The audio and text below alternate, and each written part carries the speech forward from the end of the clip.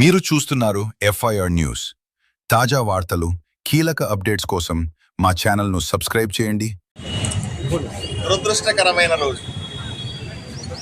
ఎందుకంటే doctor BR Ambedkar గారు మనకు రాజ్యాంగాన్ని ఇచ్చి ప్రతి పౌరుడికి ఉన్నటువంటి హక్కులు ఏవైతే స్వేచ్ఛగా ఎవరైనా మాట్లాడగలుగుతారు, తమ భావాలను చెప్పగలుగుతారు అన్న అంశాన్ని ఈరోజు కొంతమంది రాజకీయ నాయకులు దుర్వినియోగం చేస్తున్న రోజుగా మనం స్పష్టంగా అర్థమవుతాం.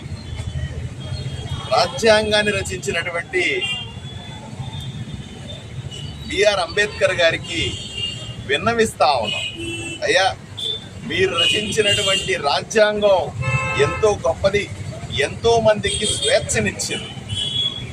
గౌరవమైన మర్యాద అయినా సరే ప్రజాస్వామ్య విలువల కోసం మీరెంతో కష్టపడి ఈ హక్కుని ఇది ప్రతి పౌరునికి ఉండాలనే ఆలోచన చేశారు.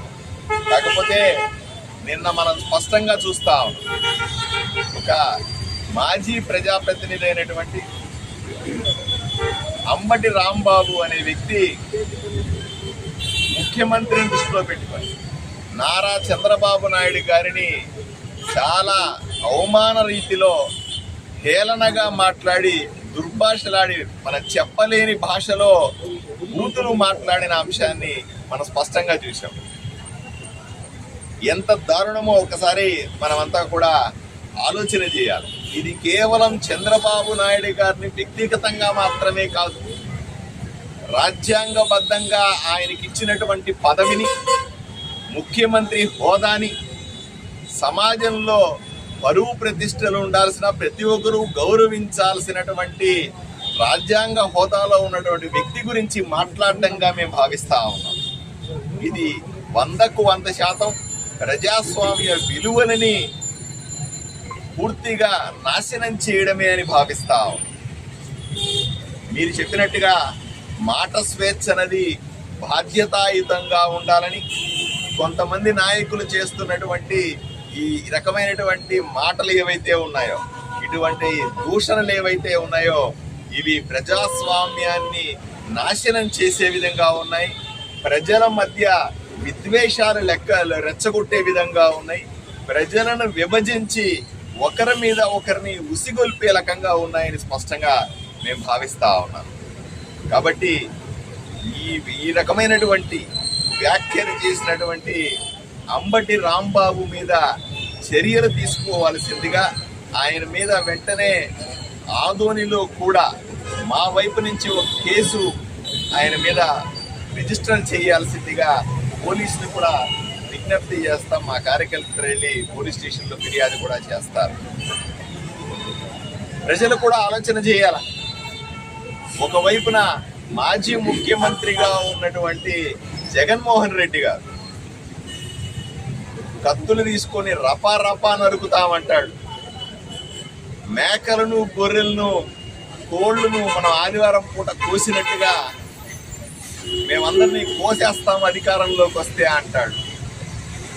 ఏం చెప్పాలనుకున్నాడు ఆయన?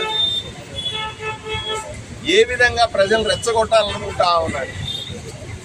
ఆయన దృష్టిలో ప్రజలంటే కోయించుకునేటువంటి జంతువుల? జగన్మోహన్ రెడ్డి గారి పుట్టినరోజు సందర్భంగా ఒక మేక తల కోసి ఆ రక్తంతో ఆయన ఫ్లెక్సీ, ఆయన ఫోటోని అభిషేకం చేసింది మనం సోషల్ మీడియాలో చూసాం. ప్రజలంతా ఆలోచన చేసుకోవాలి, ఇటువంటి రాజకీయ నాయకులు ఆంధ్రప్రదేశ్కి అవసరమా అని ఆలోచన చేయాలి. ఇటువంటి భావజాలం ఉన్నటువంటి వ్యక్తులు ఈ రాష్ట్రంలో రాజకీయాలు చేయడానికి, ఈ ప్రజాస్వామ్యానికి, ఈ సమాజానికి, మనల్ని ఏలడానికి పనికొస్తారా అని ఒకసారి ఆలోచన చేసుకోవాల్సిన అవసరం. వీళ్ళని ఇలాగే వదిలేస్తే సమాజానికి జరిగే దుష్ప్రభావాన్ని కూడా మనం ఆలోచన చేయాల్సిన అవసరం. ప్రజలు చైతన్యవంతులైతే తప్ప, ప్రజలు వీళ్ళని ఈసడించుకుంటే తప్ప, ప్రజలు వీళ్ళని నిరంతరం శిక్షిస్తే తప్ప సమాజం బాగుపడదనే విషయాన్ని అర్థం చేసుకోవాల్సిన అవసరం. ఆవు చేలో మేస్తే దూడ గడ్డన వేస్తుందా అని ఈరోజు వాళ్ళ నాయకుడు వైఎస్ఆర్సీపీ అధినాయకుడు జగన్మోహన్ రెడ్డి రపారపా అని మేము నరుకుతామని మాట్లాడుతూ ఉంటే మీరు చూస్తా ఉన్నారు.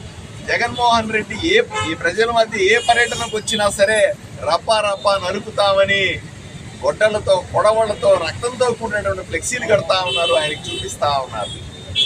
ఇదేమి రాజకీయం? మాజీ ముఖ్యమంత్రిగా ఉన్న జగన్మోహన్ రెడ్డి ఏమాత్రం బాధ్యత లేకుండా తన అనుచరులు తన కార్యకర్తలతో ఈ విధంగా మాట్లాడించడం ద్వారా సమాజంలో ఎంత దుష్ప్రభావాలు వెళ్తుందో ఆలోచన చేసుకోవాల్సిన అవసరం ఉంది.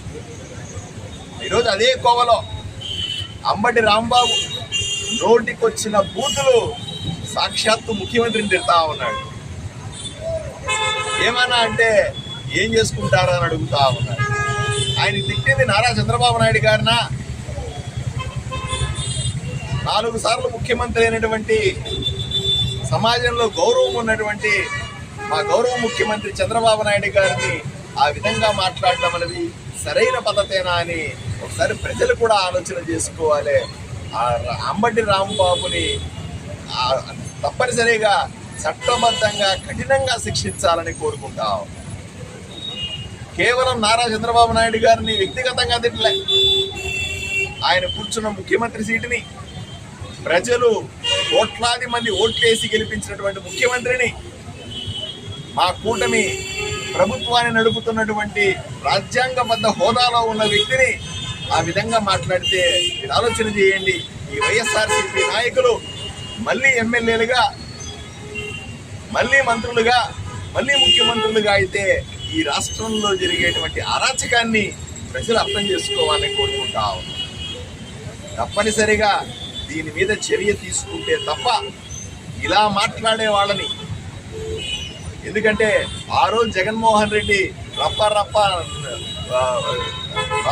అని చెప్పి మేకలను గొర్రెలను నడుపుతామన్న రోజే జగన్మోహన్ రెడ్డిని అరెస్ట్ చేసి ఉంటే, ఆయన్ని కఠినంగా శిక్షించి ఉంటే ఈరోజు వాళ్ళ అనుచరులు అలా మాట్లాడేవాళ్ళు కాదు. ఇప్పటికైనా మించిపోయిందేం లేదు. ప్రభుత్వాన్ని బలంగా కోరుతాం. రేపు అసెంబ్లీలో కూడా ఈ విషయాన్ని చర్చకు పెడతాం. కఠినంగా శిక్షించి ఎవరైతే ప్రజాస్వామ్యంలో నోటికొచ్చినట్టు మాట్లాడుతూ ఉన్నారో, సమాజానికి హాని కలిగించేలాగా వ్యవహరిస్తున్నారో వీళ్ళందరినీ కఠినంగా శిక్షించాలని ఈరోజు రాజ్యాంగాన్ని రచించి ఎవరైతే రాజ్యాంగ రచనకర్త అంబేద్కర్ గారు ఇచ్చినటువంటి హక్కును కానరాస్తున్నారో ఆ విషయాన్ని ఆయనకే చెప్పాలని ఆయన విగ్రహం దగ్గర ఈరోజు మేము నిరసన తెలియజేస్తాం. మా కార్యకర్తలంతా పోలీస్ స్టేషన్కి వెళ్ళి కూడా ఒక కంప్లైంట్ ఇచ్చి ఆయన మీద ఎవరైతే నిన్న ముఖ్యమంత్రి గారిని నోటుకొచ్చినట్టు మాట్లాడినాడో, బూతులు తిట్టినాడో అతని మీద కేసు రిజిస్టర్ చేయమని ఈరోజు పోలీస్ స్టేషన్కి వెళ్ళి కూడా ఫిర్యాదు చేస్తాం.